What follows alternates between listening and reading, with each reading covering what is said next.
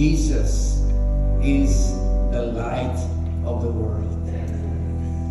And as you're holding the symbol of the light of Jesus, now Jesus is saying to you, you are the light of the world.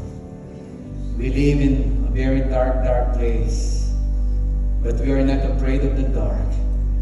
We just turn on the light, and the power of darkness will be dispelled. Thank you for Christmas. Jesus wins. Jesus, the light of the world, the Savior of the world, and the Lord and my God. In Jesus' name, and all of God's people said, Amen. Everybody greet one another. Merry Christmas! Merry Christmas!